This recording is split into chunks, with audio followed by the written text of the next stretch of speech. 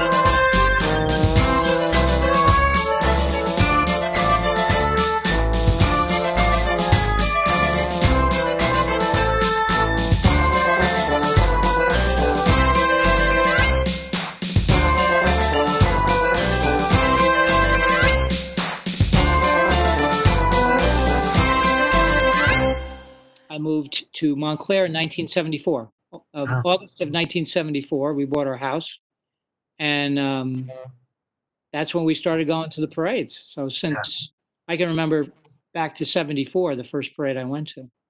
So is that where you watch from? Can you watch from here? Does it go past your house? You go down to the high school. So I'm on a little street called Rydell Place, which is off Valley by Chestnut. Yeah, Go down Chestnut down to Midland right. and put ourselves right there. And recently, I've gone down to the reviewing stand because I like your commentary. Yeah, you are so kind. You're great. You're terrific. It's not an easy job because God forbid you forget somebody, right? Yeah, yeah. Well, that's the thing. And I kind of happened into this by accident. There was a more famous person from town who was supposed to do it, and I was supposed to help him. Yes. And he forgot, or they couldn't confirm him. So they said, Right. "So you're the guy. You comfortable?" And I go, "I guess so."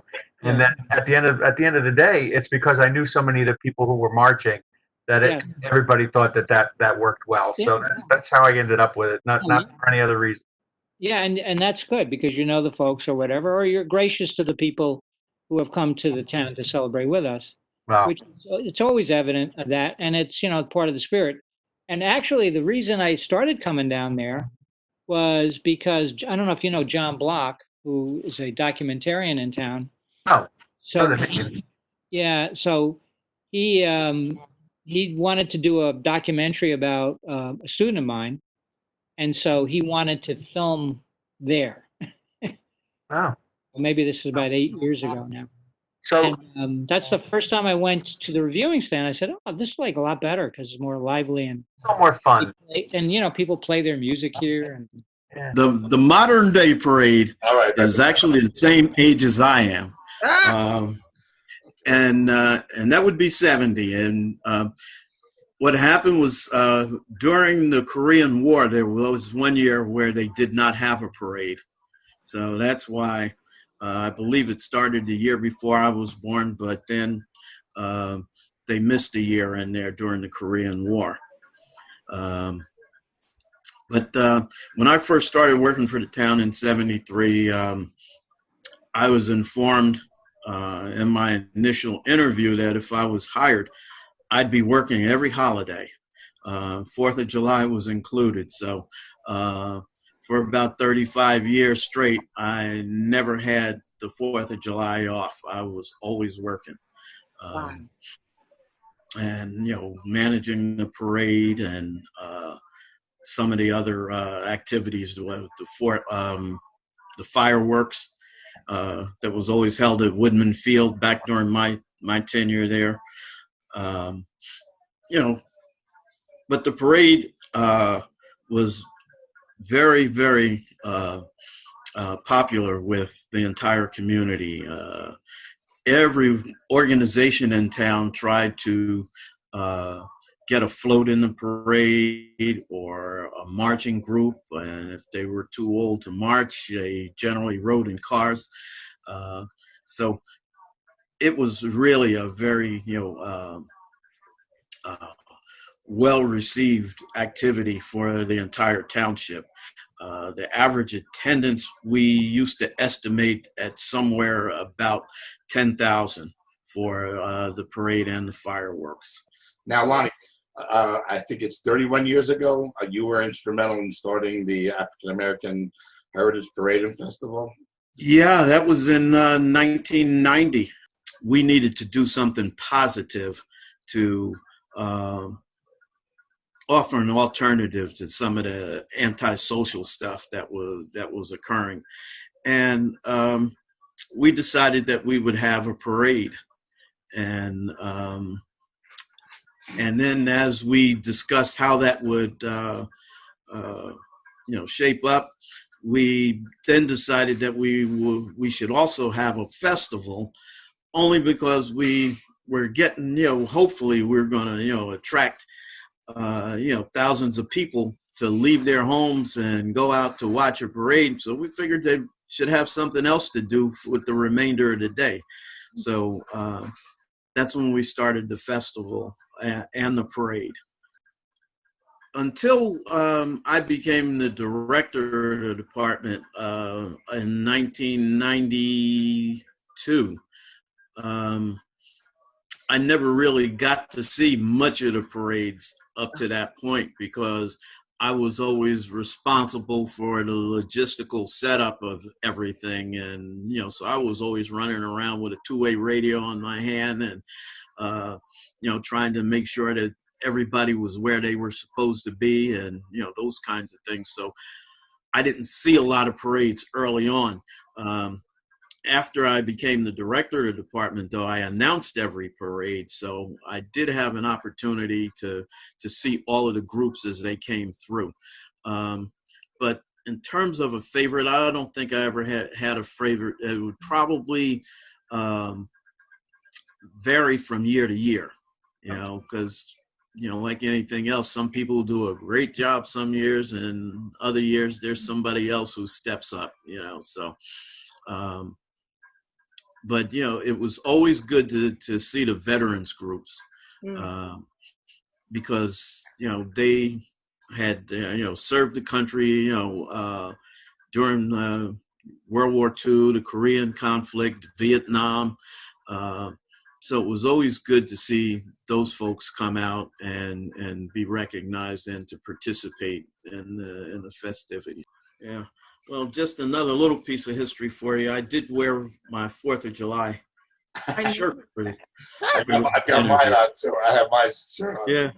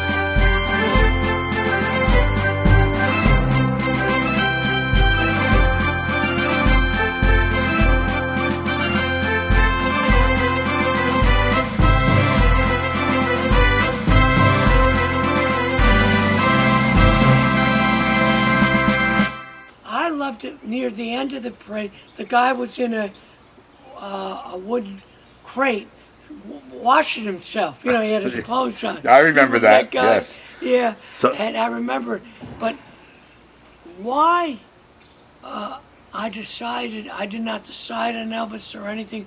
My daughter from the class of 90 91. 3 years later, she's coming home from college, and I told her I wanted to make it more fun, the parade. I thought it was becoming too political. Yeah, it was for a People are while, this, yeah. with this and that. And not a lot of bands Yeah, at that time. you gotta have, yes, exactly. And she said to me, knew a guy who loved Elvis Presley, always talked about him. And when she came home, right at my kitchen table right here, she said, why don't you dress up as Elvis? Now, Elvis wasn't my guy in grammar school. Who was your guy? Buddy Holly. Oh, yeah. He was, Yeah. I remember when Buddy Holly died when I was a junior in high school, I was in the locker room. I knelt down and bawled. I cried. Yeah. He was the man. But The day the music died, right? Yeah. Then my daughter she went to Crazy Rhythms on the Avenue, got an Elvis, because I had that truck, the same truck. I've always had the same truck. She made a tape, because there was a tape deck in it, and I got speakers. I got the speakers, and then my son from the class of '88, he had 2 classmates who was friends, very good friends, still very good friends. They are still decorating the truck with their engine. I give them some ideas, but basically they do it, and they've been there from day one. Which when I saw the July 4th parade on July 3rd in the Village, and in that parade was on Mott Street, near Wart, there were costumers. Superman, there was Spider-Man, all different costumes. And I said to Elisa, why don't we get costumers? And what I love about the costuming in the parade, the little kids, and the kids and their kids from the high school all volunteer to do it. We've been to 3 different places. The one that had last year and the year before is still open, and I just love to see the little ones. The mom and dad came out, they get the picture, and every kid in uniform, in costume, every kid has been so gentle, listening to the kids. They usually have candy to give out if they got them, but to see how they'll never forget that. To see these are kids 4 or 5, 3, 4, 5, and their parents, oh, there's your favorite cartoon. It's, and they change with the times. It's not like Sesame Street all the time. It's all, but the kids, and I just love to see that, and the parents, and it's a fun, when we had that, and Ed is such a good guy, Ed Kareen, and it's just joyful, and it's just super. And when I end the parade, we're all locked arms, the costumers, and I just say, man, this is, and I see so many people I know. Well, hopefully we'll put some pictures up in the middle of this interview of the parade. So. Oh yeah, but it is special to me. And Montclair. Well, Montclair. You've been a very special person in Montclair's history.